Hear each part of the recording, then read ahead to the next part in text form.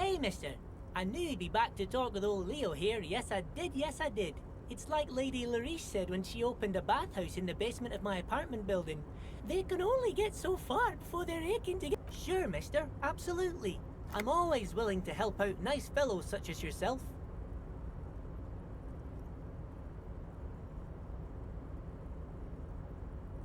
Oh, yes, yes. I leave all kinds of notes for myself. That old head of mine ain't so good at keeping things in no more. I almost forgot about the borscht.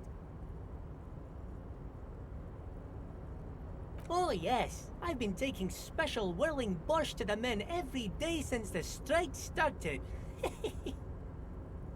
It's very, very good. Makes a man feel so warm and happy. I feel like I could take on Mr. Renadan's boar dogs every time the lunch is done. Power borscht, huh? Never heard of a borscht that turns little guys into dogfighters. Alcohol, however. Yes, yes. I'm taking it to them. The borscht keeps them happy and in fighting spirits. Makes you all warm inside. They brew it in the whirling in rags.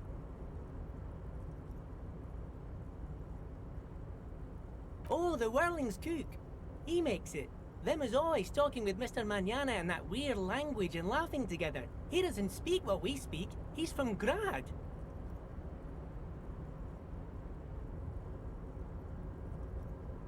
Oh, sure, mister. Sure. You do that. Yes, sir.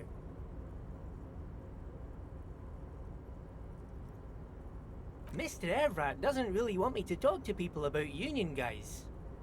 But who did you want to talk about? I'd best not. I mean, I could, but I don't think Mr. Everett would like it very much. You better ask him yourself, mister. The night guard? Ooh, he's a peculiar fellow. He's the strong, silent type, you could say. We talk all the time, but I don't really know much about him. He plays petanque with my old human studies teacher, Mr. Martin, down at the plaza. I think he's the only fellow who actually knows old Renee. They lived on the same street their entire lives. Even dated the same girl on and off for as long as I can remember. Strange fellows. Mr. Martin was always real nice to me in school. I remember once. Mr. Martin, yes. Don't really remember much about him. I was just a boy back then.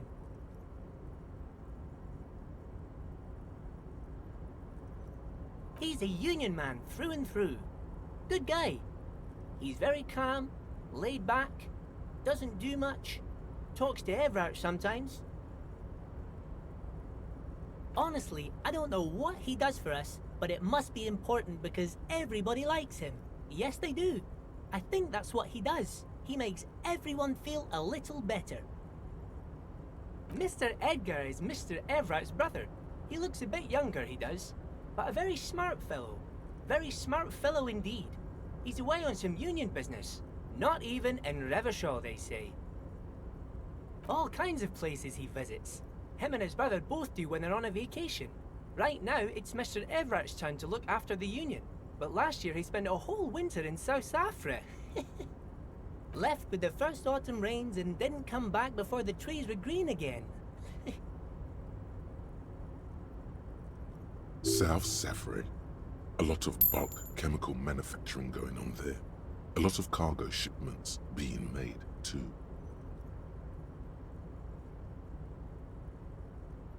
Whoa, he's really something.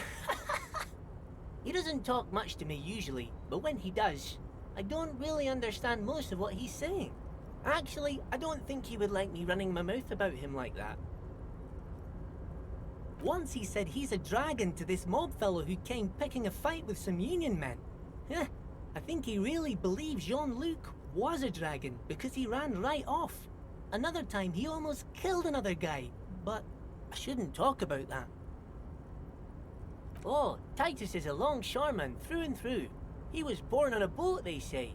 His veins are probably filled with salt water, I tell you. Nice, friendly sort old Titus is.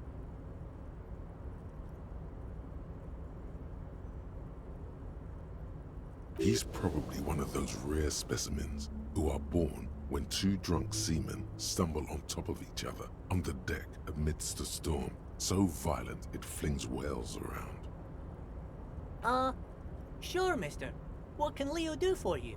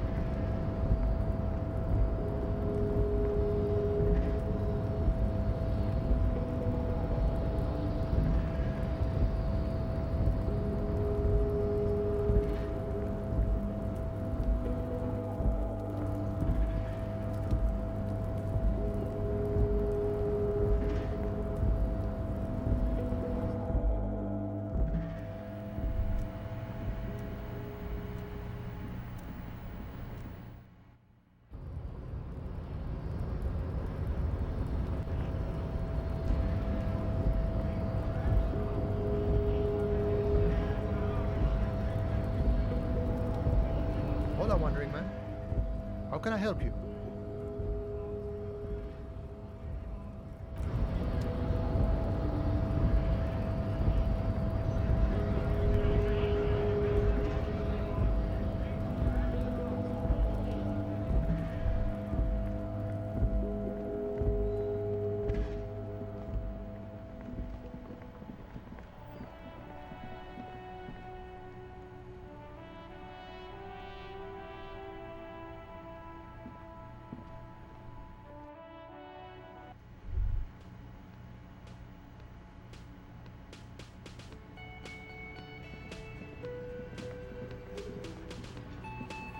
Hi, gendarme. Another rendezvous.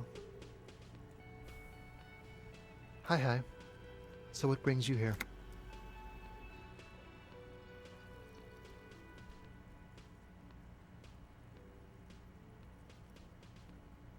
Admiring the atmosphere. What about you, officer?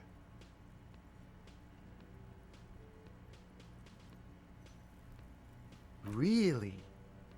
Well, I look forward to that.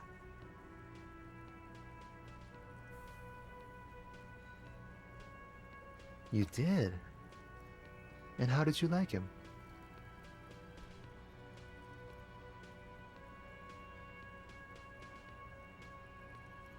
I told you, he can be very useful.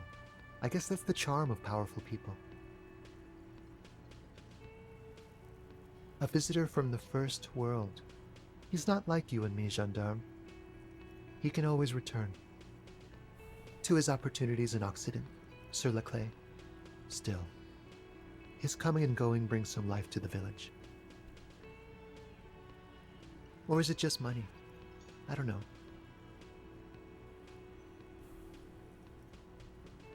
He has keys, and he likes the view.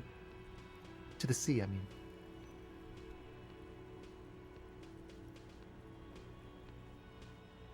Friends, I told you.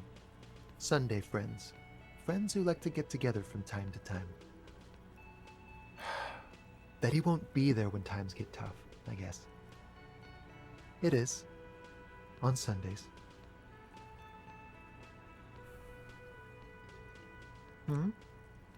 What about me, gendarme? Oh yes, let's see. He knocked on my door a few days after the lynching. I think he was going through the entire building, asking questions.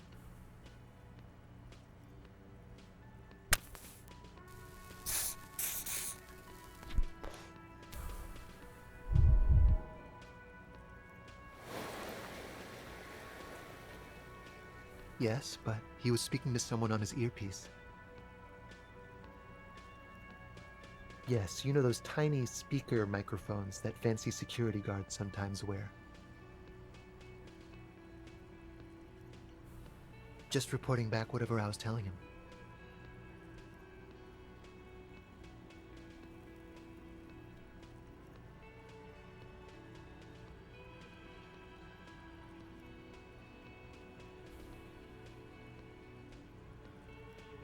Let me think. He had an accent. He sounded like one of those mercenaries. He sounded vaguely Oranese. No, not vaguely, scratch that. He sounded definitely Oranese. Muscular, handsome, strong, like one of those military types. Nothing. That I didn't see anything. What friend? No, I don't think it came up. Sure. Anything else on your mind? Bye-bye, gendarme.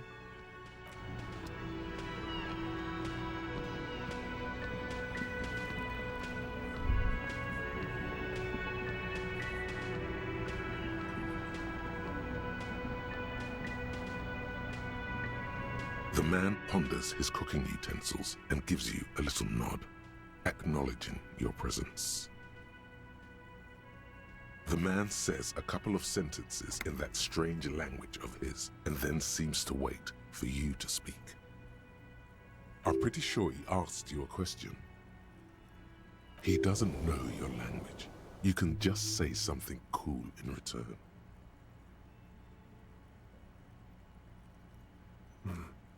Borscht need more vodka?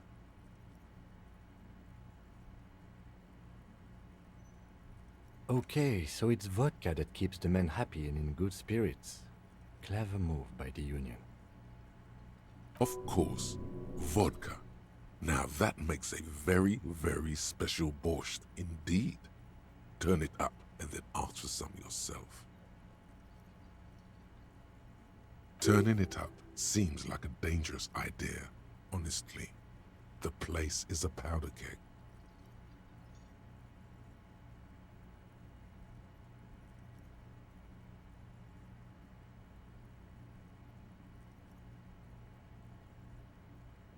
The cook gives you a long, disappointed look, then turns the stove off and seems to wait for you to speak. The mention of mañana gets his attention. He smiles and delivers a whole slew of unfamiliar words and lively gestures. Then he falls silent again.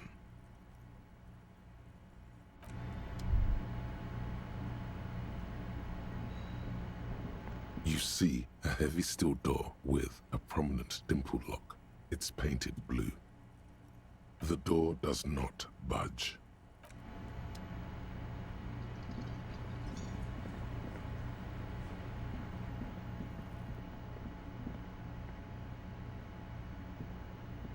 Boy, am I ever so grateful to you, officer. But I'm not the only one who wants to thank you. Oh, sweetie, I don't even know how to thank you for finding my husband and helping him out. I hope we haven't been too much trouble for you.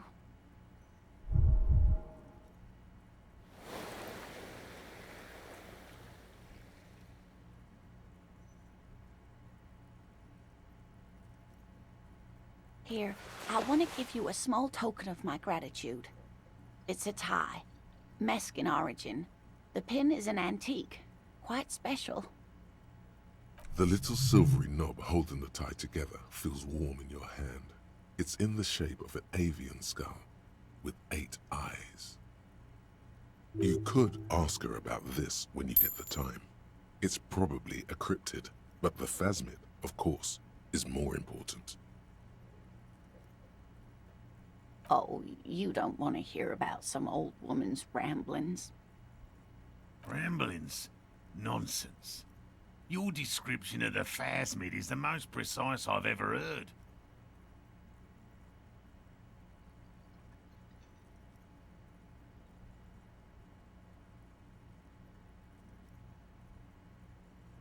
But darling, I didn't even get the size of it right.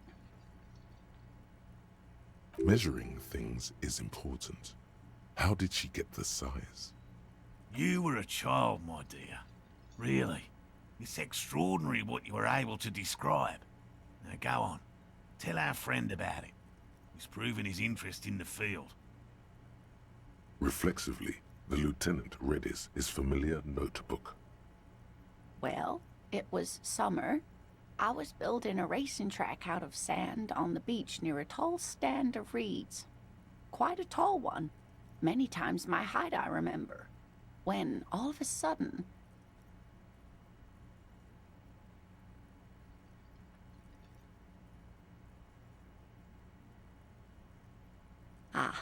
I'm getting ahead of myself. I was 5.5 in Betancourt in the suburbs. My grandmother had a summer home there. Betancourt got bombed in the war. It used to be quite near, circa 20 kilometers from here. The strangest moment of my life. I looked up and one of the reeds moved. Not like a plant, but like a living thing. It stood up and looked at me. Its body unfolded like some antique toy. I've never seen anything like it. She had no fear, just surprise. I didn't know this can happen, so I reached my arm and touched the thing. It felt just like a stalk of reed, but it moved, swaying, towering above me. After a while, 20 seconds, a minute maybe, it left, went into the reeds. I tried, but I was only a child. There was mud and high water. I couldn't see it anymore. I was just standing there knee-deep in mud, looking around me. I ran back home to my grandmother and asked her if reeds could walk, and told her they were looking at me. Of course, she just laughed at me, but I knew what I'd seen. For years, it was a story I told at parties when I wanted to impress boys, that sort of thing. Of course, most people just took it as a strange, amusing anecdote. So did I, honestly. But then I met Morel. We were on a date. Can you imagine? She tells me a story, and it's the most detailed report of the Insulindian phasmid I've ever heard. The sounds. She told me it hissed. It did, yes. Like reeds in a gust of wind. The way it moved, the colour, how some of its limbs were white, like marble. It matched perfectly with what I know from other accounts. It was amazing. If it weren't for Lena, I might have given up hope years ago. It's no exaggeration to say that she restored my faith in my profession. Our first, yes. The glance is tender, yes, but tempered by something else. A thought she can't express, even to him. Interesting. Not all of them. There is some white coloration reported, along with beige, where the camouflage ends. It's hard to say how big things are when you're quite small yourself. To me, it seemed to be taller than I was then, but that's probably not the case. What if it is the case? I thought it was a wonderful story, man. But I don't believe it. A child left unattended on a warm day. Children make up stories and then end up believing them.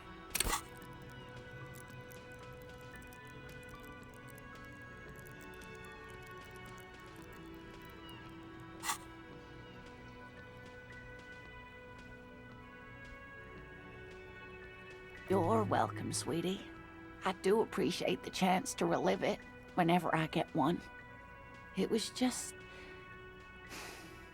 And she could get up and walk right into the reeds on her own, into the mud, anywhere.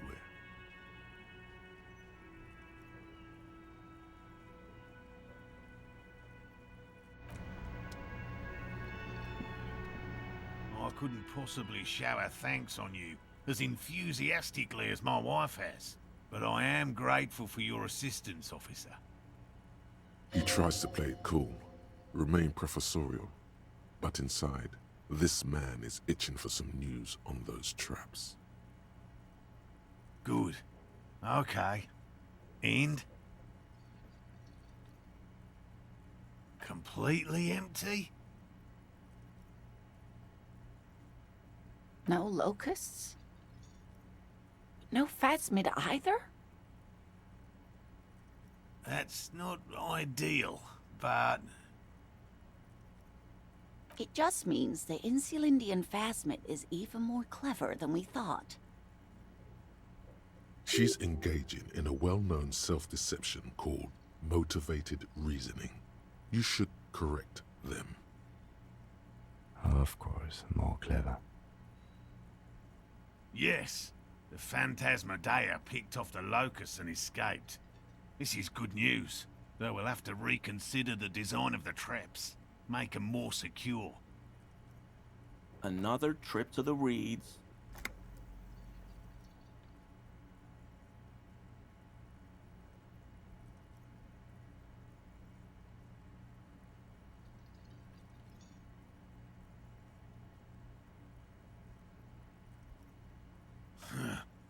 I appreciate your concern, officer, but please leave this to the experts. Unless you have an alternative hypothesis you'd like to venture. You're jabbing at the soft underbelly of his psyche. He realizes he's gotten defensive. Actually, no. Excuse me for getting emotional. This is a big deal for us. You've helped us twice now, and brought some great news too. My gratitude, and the gratitude of the Société Cryptozoologique de Ravachol, is yours. Heartfelt gratitude. But does it feel like closure? What really happened? Thank you, it's an honor. We should probably return to our main investigation here. This has been refreshing, but... Helping cryptozoologists isn't really a priority for our organization, is it? The lieutenant looks out the window, impatiently. Damn it, Lieutenant. Have you no intellectual curiosity?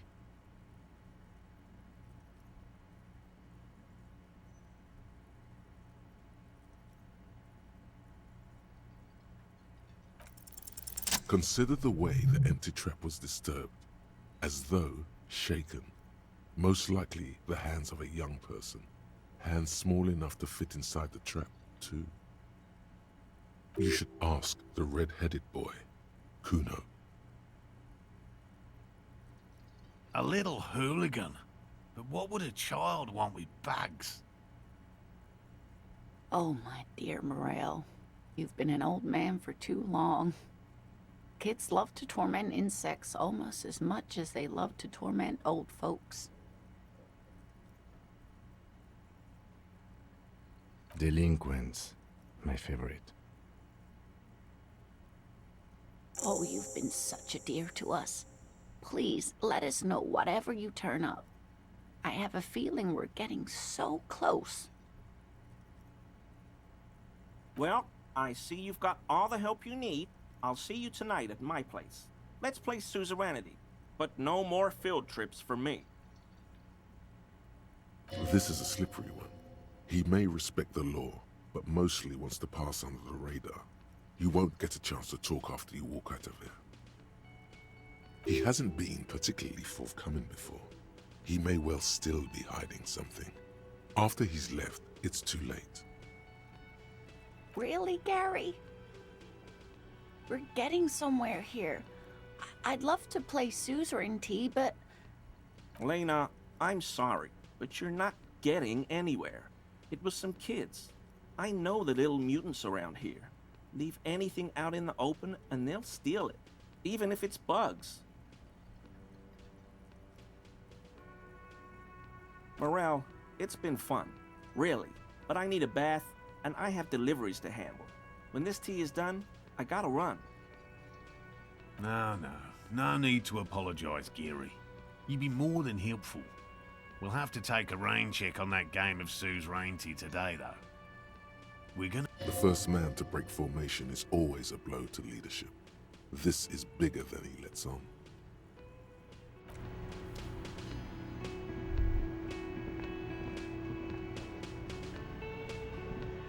Always a pleasure to see an officer of the law. I mean, officers.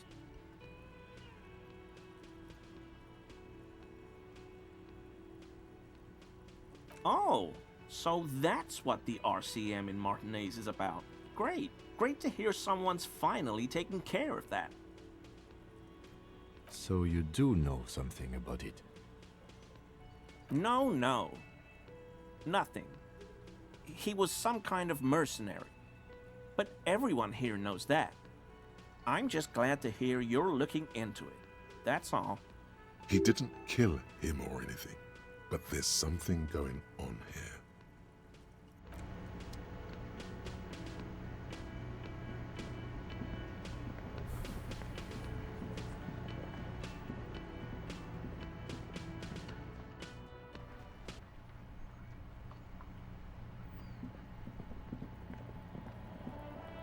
You see a set of tire tracks in the brown slush that covers the plaza mosaic. The tire tracks were left here by an unknown event that took place some days ago. It's a message, written in the language of burnt rubber. Some of that rubber stuck to the tiles right in front of the whirling in rags. This is point A. The driver started there and then accelerated straight into the fence. The driver proceeded to back out of the yard, barely stopping before hitting the adjacent building. Before heading south, must have been in a hurry.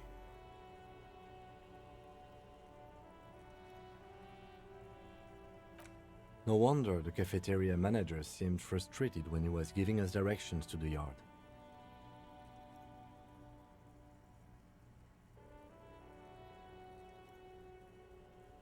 Well, you did provide us with a very convenient access point to the crime scene.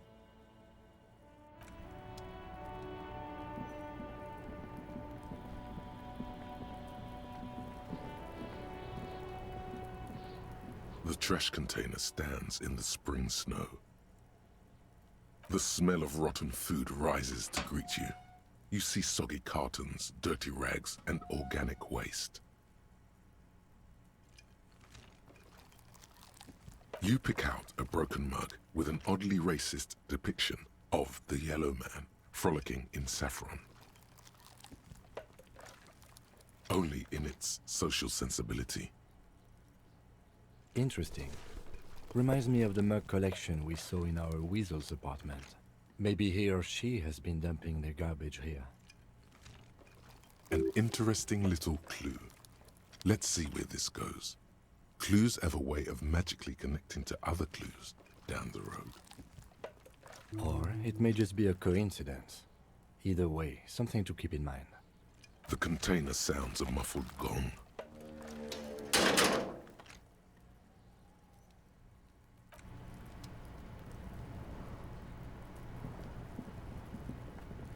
Kuno's like Kuno's dad? Kuno doesn't give a fuck about anything.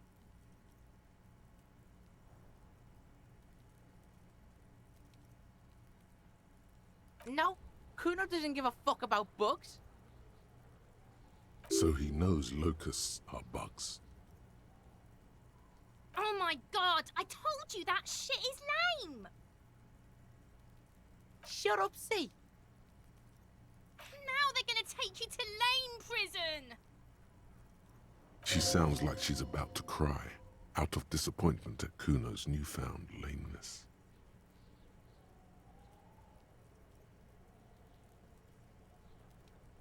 Deny everything, Kuno. You need to lawyer up.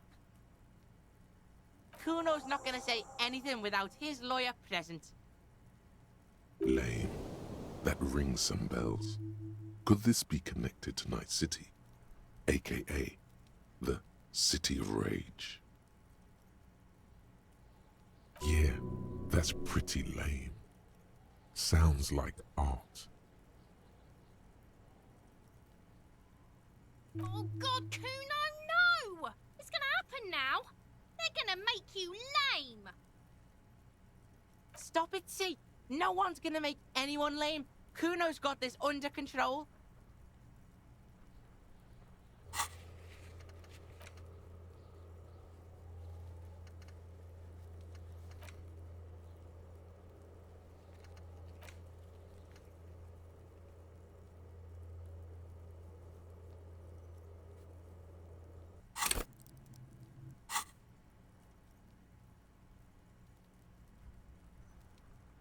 Kuno doesn't fucking care.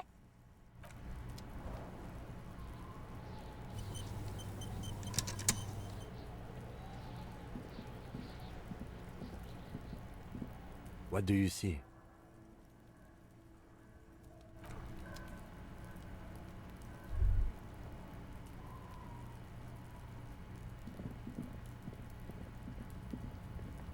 An inconspicuous pile of the roofing material, Eternite.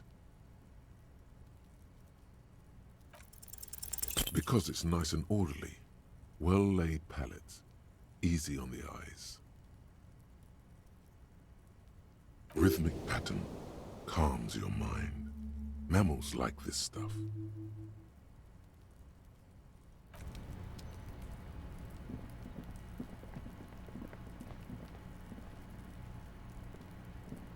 The man is decomposing visibly now. Every hour, he looks less like a creature and more like a pile of intestines. The lieutenant adjusts his glasses and takes a deep breath.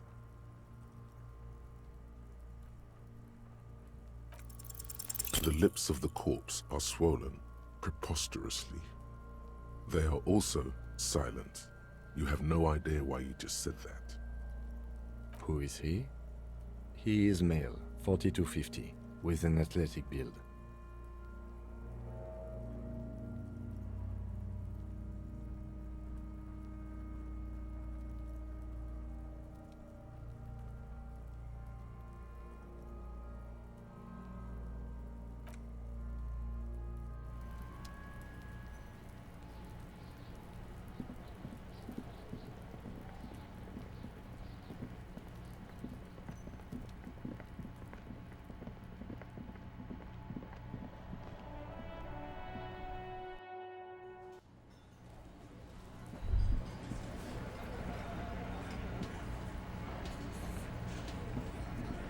It's you again. What is it?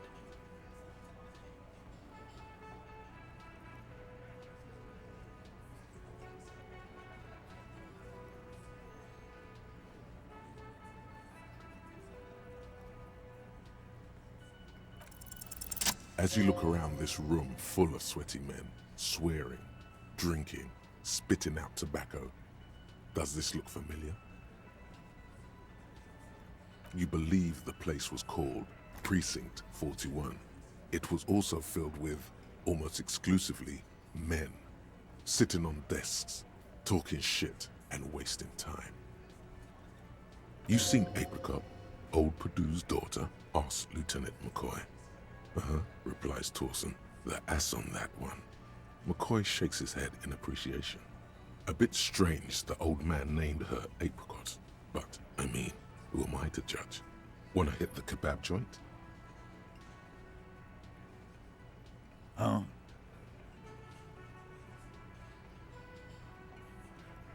You got a problem with beer now? Not quite there yet. Push on.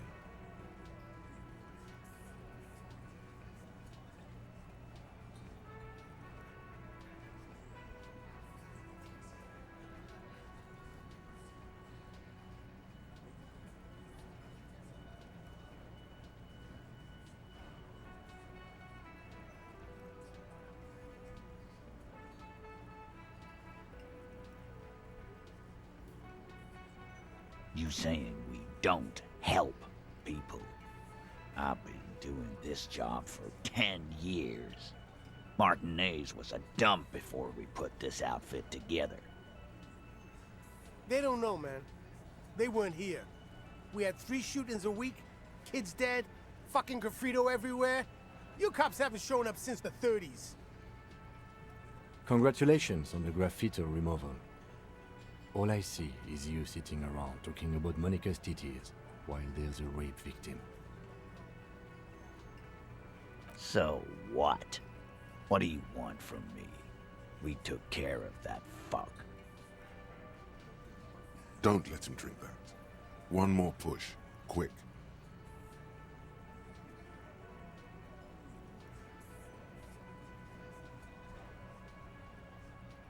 Titus?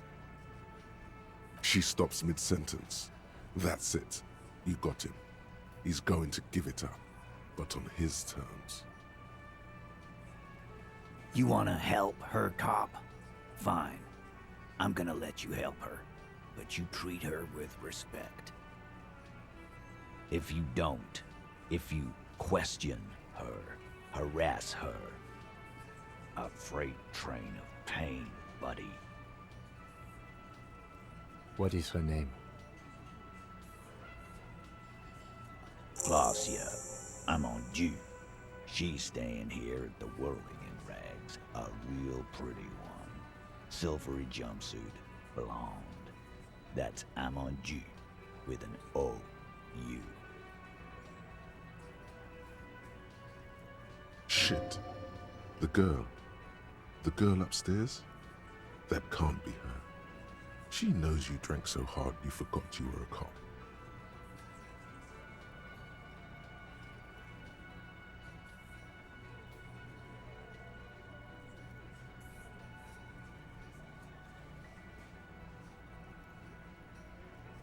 Sure, why not? You've probably seen her around.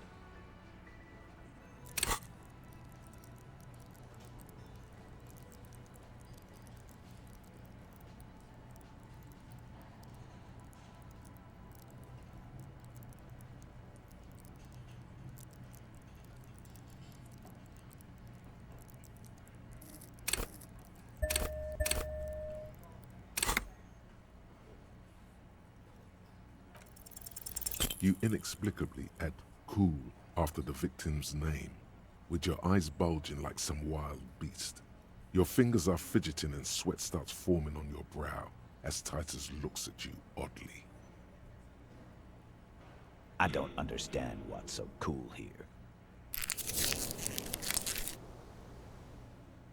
Nothing. We just have a few more questions. Then we'll be on our way. Calm. Normal. Try to forget this little hiccup.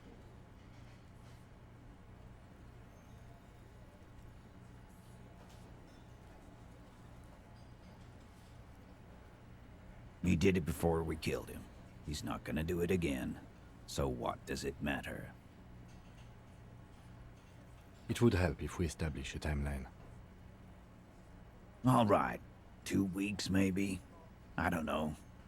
I need another beer. Here you go, boss.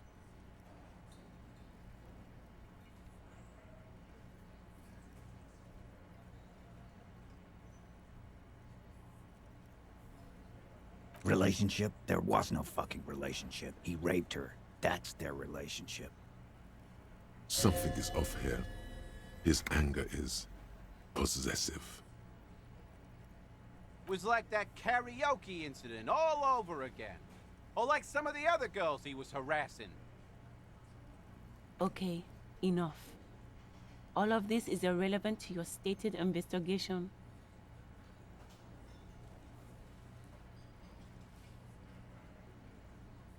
I know her.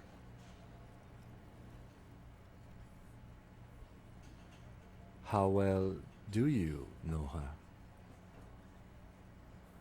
A small twitch in the corner of Kim's mouth. He has a hunch about what knowing means. Well enough, Copper. We party. She's been here for a few months.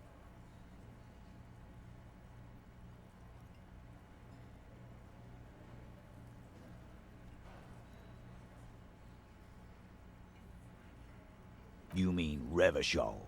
Nah. Our Miss Aranye disco dancer is an immigrant, or a drifter of some sort, been staying over here over the winter.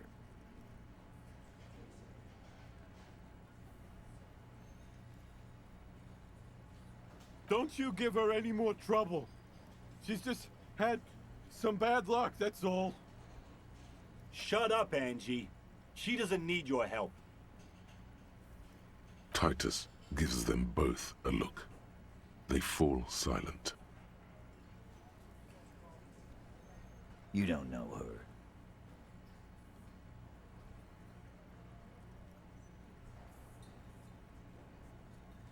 Good boy. What do you think I meant?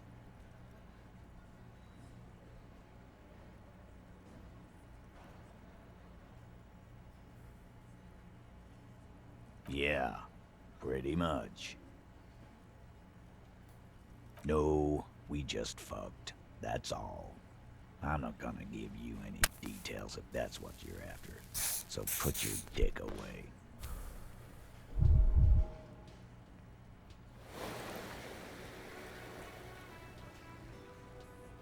He's doing a good job here. A commendable performance of I don't give a shit. Remember what I said. Freight train of pain.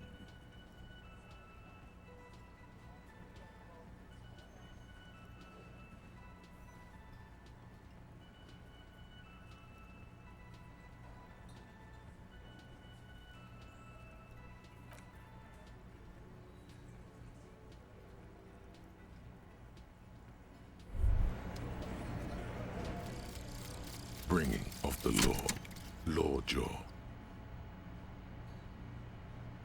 Okay, so we now know why you have law jaw, why you say the law in a weird manner, and why your jaw does that thing.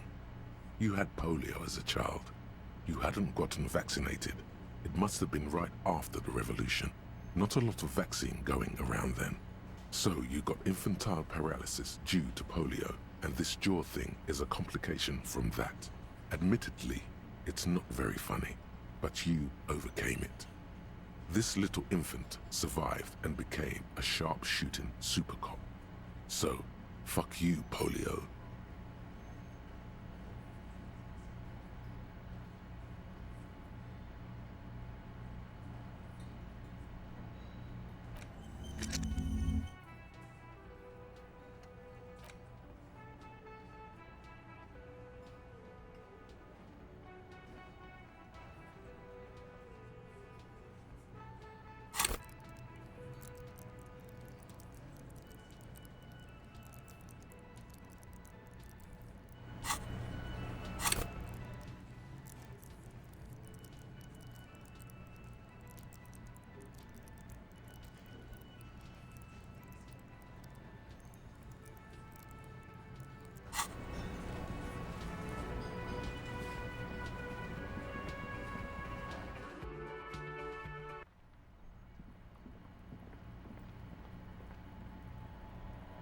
Officer, what was that?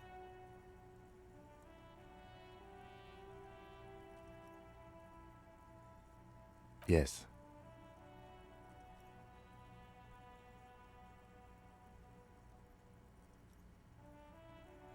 Yes. 'Tis art. Try me. It's not nothing. You were coming apart at the seams. Do you know the assault victim? Is there something I should know before we talk to her? Whatever you do, don't say the first thing.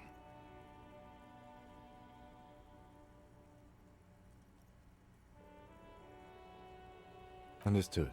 You were not in good shape on Monday. Okay, that's manageable.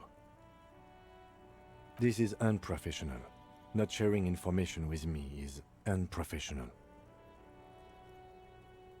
His opinion of you has lowered considerably.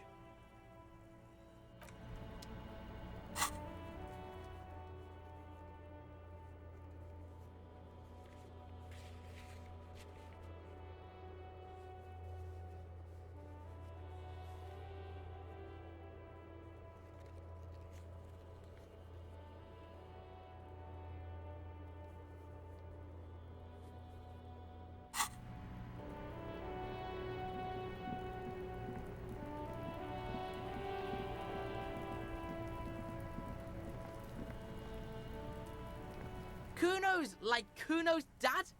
Kuno doesn't give a fuck about anything. It's not Kuno. It's Kuno S. Kuno S is by far the worst of the two. Kuno has no problem being near you, but the other hides behind the fence, afraid for her life, like she's done something very bad. She came up with that psychopathic scheme of screaming for help before. Kuno just wanted to talk to you about his name. Kuno S was the one who wound him up and directed him. All in all, Kuno respects madness. You cannot hope to outdo her on that front. You must win yourself a few minutes with him alone. Fuck you whispering about? He's whispering too. He's going with it. But watch what happens.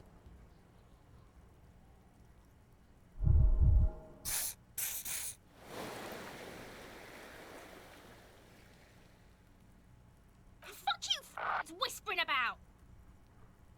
She puts extra stress onto that word, expecting it will make you uncomfortable. If Kuno wants to whisper, he's gonna fucking whisper, okay? Let's whisper, pig. This is it. You've got him. But be careful. You can still fuck this up. Don't make Kuno look bad in this. Crazy? You don't know the half of it. She's not crazy. She's insane. Dangerous. She's smoked a man. She's done people in. Probably even pigs. Stop talking to him! Kuno, I'm fucking warning you! You're gonna get us into shit! She understands what you're trying to do. Yo, see? Did Kuno not tell ya? Kuno told ya. Kuno talks to whoever he wants. Talk, pig. Kuno's got it under control. You did it. They're separated. He's even turned his back to her, so she can't read his lips.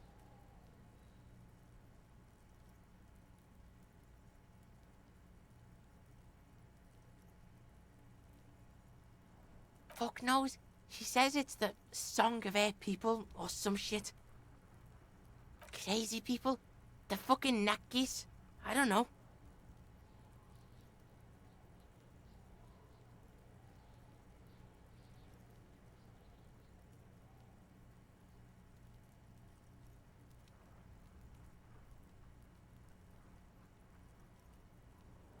It's Suruese. The Suru are an indigenous ethnic minority in the social democratic powerhouse Vasa on the tundra and taiga-covered Isola of Katla, far, far away from here, as far as possible, really.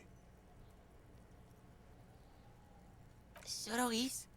Like that man from Helmdall shit? She could be. She could be that Helmdall shit. Revelshot does have a small Suruese community, or she climbed into a yakberry crate and was shipped over accidentally. Yeah, she's psycho. None of that kiddie psycho. Cat burning shit. She does the real deal. Snuff radio shit. Believe me, pig, you don't want to know. And he doesn't even want to think about it. This isn't just another boast.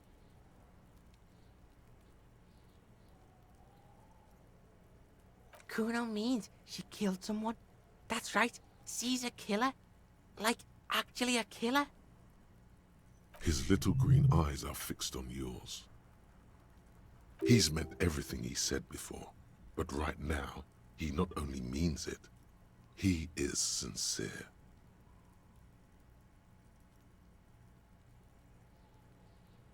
Fucking yeah. Kuno knows you don't want to face this right now. This dark shit. Kuno faces this shit every day. Makes Kuno's skin crawl. She's probably killed a pig too. I mean, I'm pretty sure she has. Forget Kuno said that. Kuno was just shitting. Kuno was just running his mouth. Kuno's stupid like that. A cop would be too large for her to overpower, but a determined child of her size can still kill the vulnerable, the elderly, the homeless, or other children. The creature peers at you both from over the fence. There is something searching in her eyes. Fear. Fear of the truth.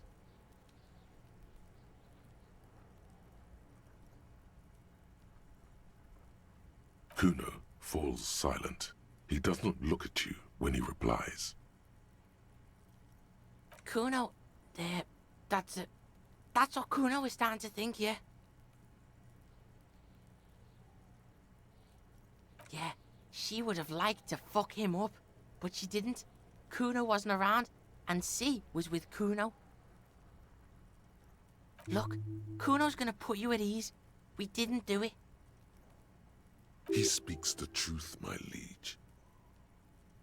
How's Kuno dealing? Kuno's dealing just fine. He doesn't need you fucking with any of it. C doesn't either. Kuno's got this shit under control.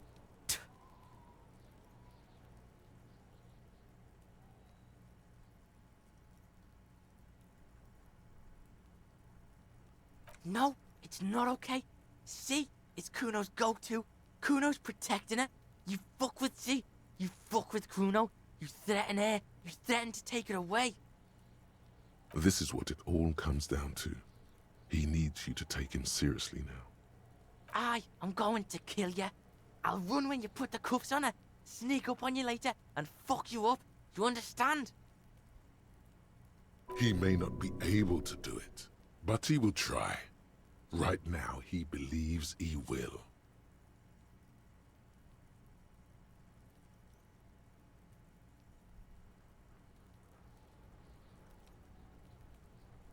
All right, now we can do business.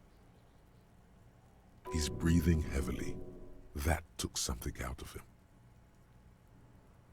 Yeah? What do you want? Kuno can hook you up with... Oh, don't hook him up with shit, Kuno! See? Relax. He respects the Kuno. Kuno made him respect the Kuno. You respect the Kuno, you get all kinds of shit. Kuno's gonna get you hooked on illegal narcotics if you run a little errand for the Kuno. Get you hooked, pig. Get his hook in you. Then Kuno gonna get you hooking for more. Cash in big style. Pig hooker. See, it's tension and release with Kuno. Now we releasing. The pan buying shit, that's on now too. 90% discount for Kuno's pig. Kuno can flex.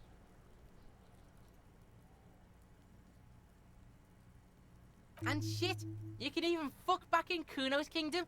Kuno saw you sniff around that fucking pile of Eternite. It's a secret door, okay? Just pull it off and fuck back in there.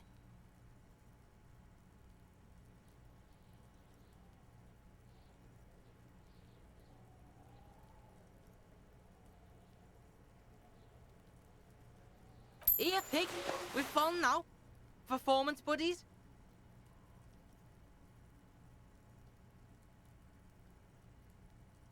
Kuno can already see you soaring through the air like a fucking eagle. Pig's in Kuno's debt now. Money debt. Money debt doesn't mean anything. He's just saying words. You're not in his debt. Kuno gets it from his dad. Kuno and his dad are major suppliers. That's where Kuno gets his lightning on. Problem is, Kuno and his dad had a little falling out. Now junkies clawing at Kuno's door. Streets going mad. Kuno's got to throw his dirty popo man at it. Dirty popo man is you. In there is Kuno's violent dad on steroids. Kuno's dad does steroids and speed. If you can take him, you can have half of the speed. Kuno's dad is a fucking monster.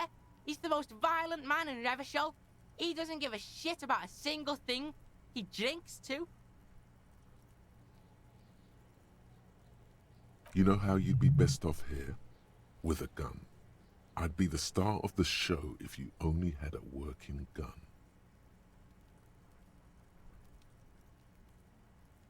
Like half? A baggie, but like in this vial? That's half a gram, sir. Yeah, half a G. Want it or not? Fuck you talking about half a G? This shit is giant grade A shit. So clean you can barely see it. You can barely see it because there's barely any.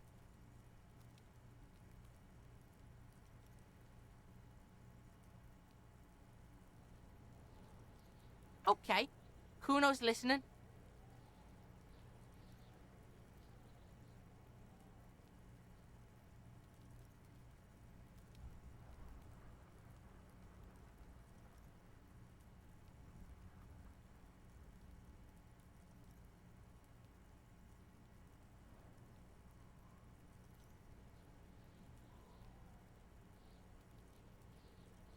Sure, confiscate it for Kuno, and you can have half.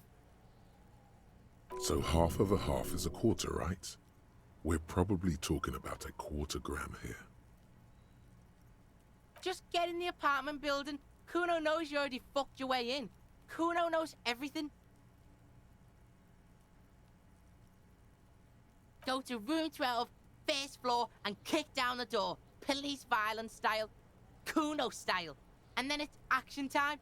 You're locked in the room with violent fuckheads.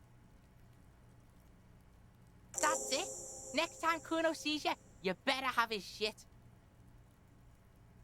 What the hell are you signing us up for here?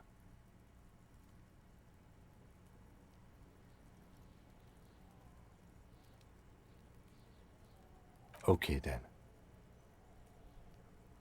Kuno doesn't fucking care.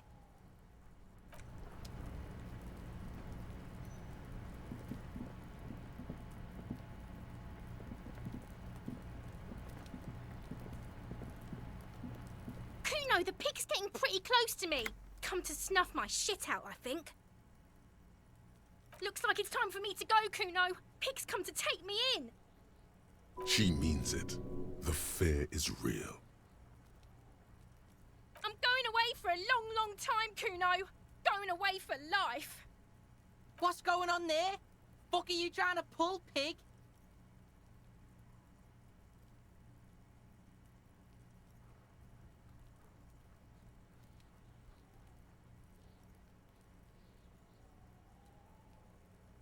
Stay away from me, pig. You don't want to see what happens when you corner me.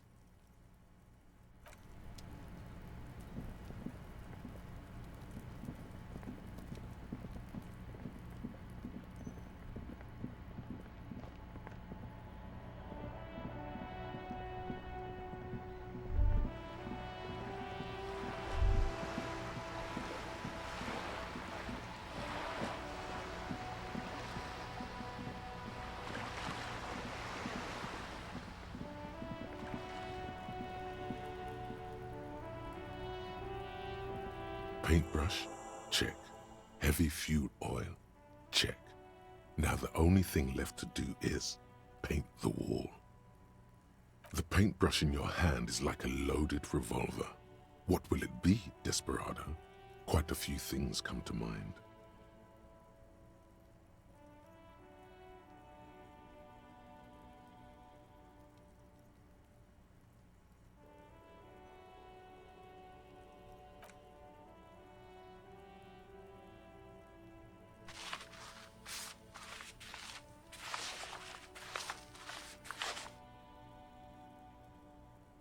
You've spoken.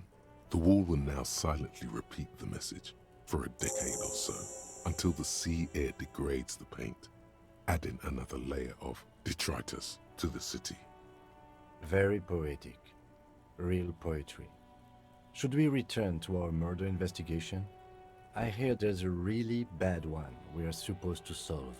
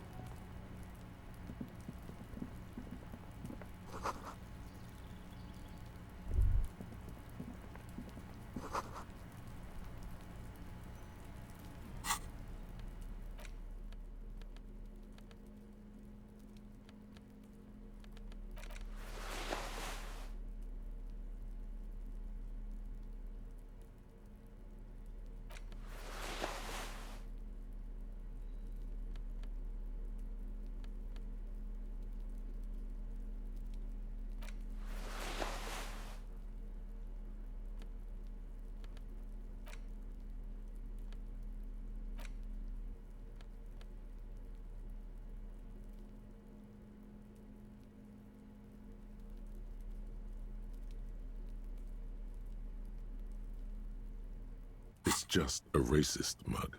What's there to read here? Not much.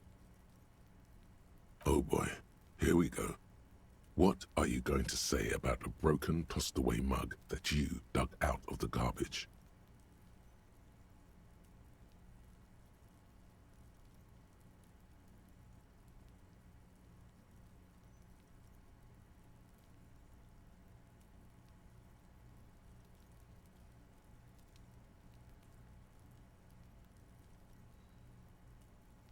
If you want to earn some change by guilting people, go for it.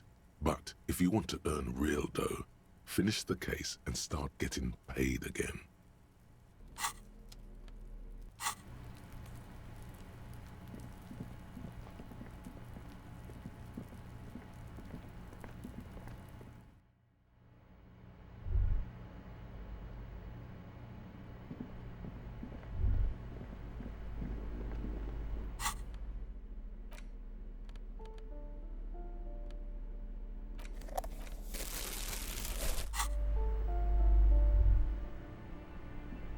A shabby door hangs oddly on its hinges, secured to the doorframe with a safety chain.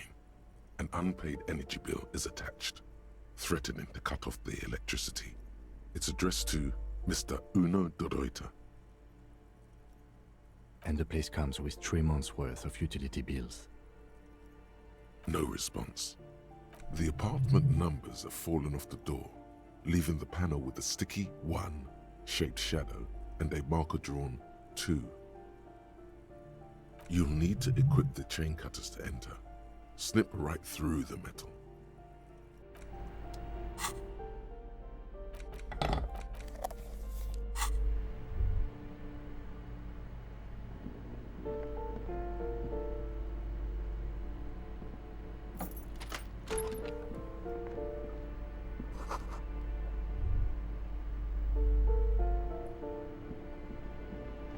A shabby door hangs oddly on its hinges, secured to the doorframe with a safety chain. An unpaid energy bill is attached, threatening to cut off the electricity. It's addressed to Mr. Uno Doroita. Snip. The cutter goes through them like dead leaves. The links fall to the ground on the other side of the door. Don't let the quiet fool you. The beast is in there somewhere, ready to rip you to shreds with a broken bottle. I know there's no stopping you, but let's at least make this quick. Master Investigator, you just can't keep yourself away from locked and hidden places, can you? Attaboy, the world's secrets were made for you. They wait patiently for you to uncover them.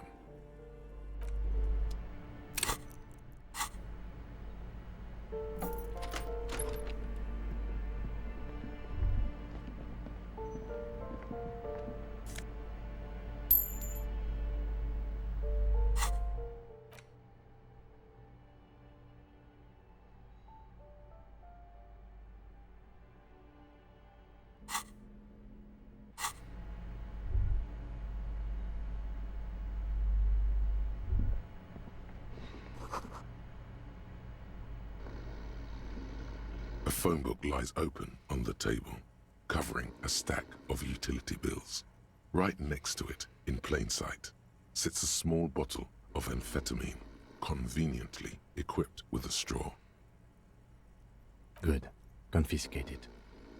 The minuscule amount of amphetamine doesn't interest the lieutenant in the slightest. He listens instead to something in the other room. You pocket the bottle as if it were the most natural thing in the world. Blast it before you face the beast, Deruita. You're going to need the encouragement.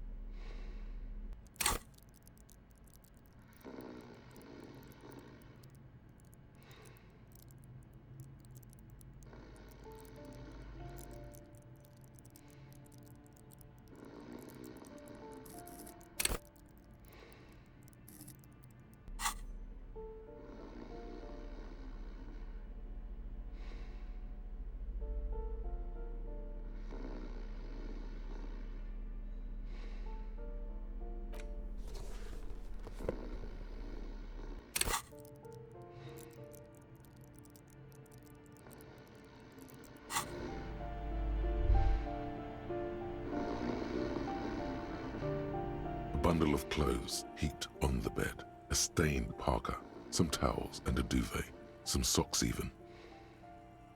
In the dark, it looks like a nest.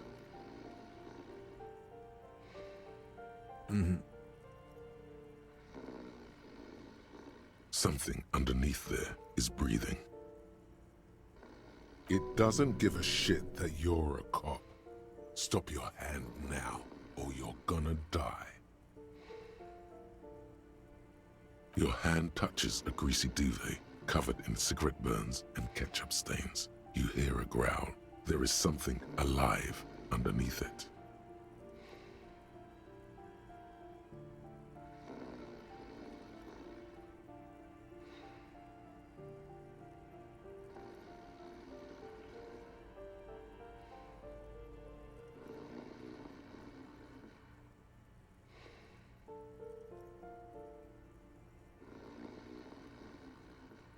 It's deep in suffering somehow.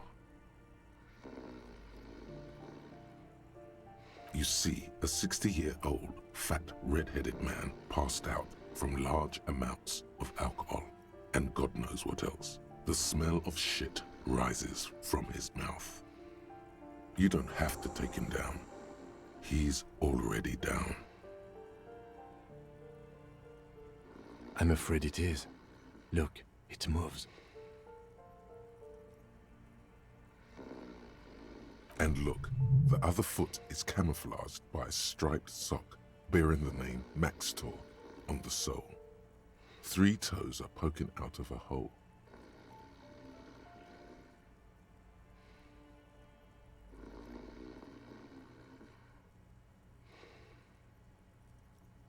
Maxtor is a gas company.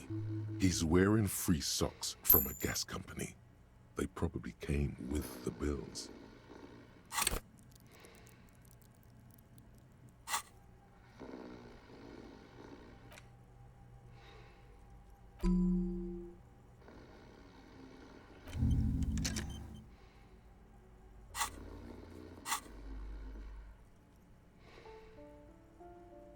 A groan rises from the man's throat, dry like a death rattle. He's trying to say something in his sleep.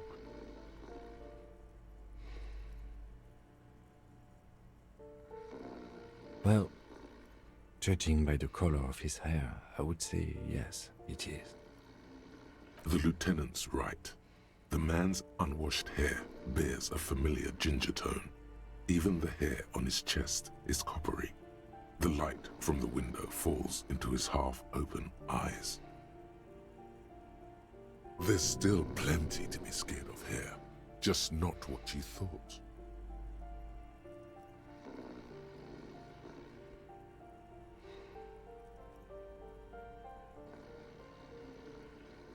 Are you saying a man who looks like Kuno broke into his father's apartment and passed out in his father's bed? This man won't be feeding his family anytime soon. Not that he was, but at least he won't be beating his son. A pair of half-open bug eyes is staring back at you from the dark, empty, and frozen. It's clear that the person behind them is not awake.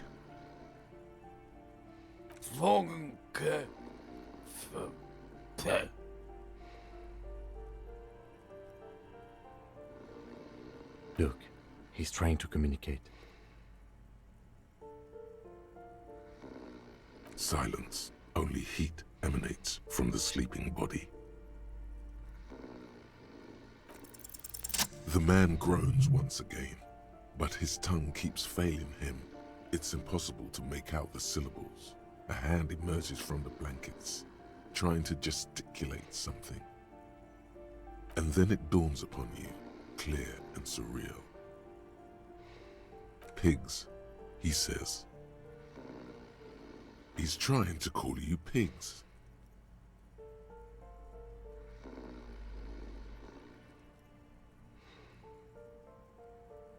His hand falls back on the bed, limp and defeated. A loud snore escapes his mouth. He's asleep again. At least he got to say his piece. What is there to do? We could turn him on his side so he doesn't choke on his own vomit, but he's already on his side. We could take him to Remedy or Saint-Baptiste, but he doesn't have money for medical services. The arm source would turn him down. They don't do charity for people who are trying to kill themselves. Besides, he'll be dead in a few. Years, months, weeks. The pile of blankets grunts miserably.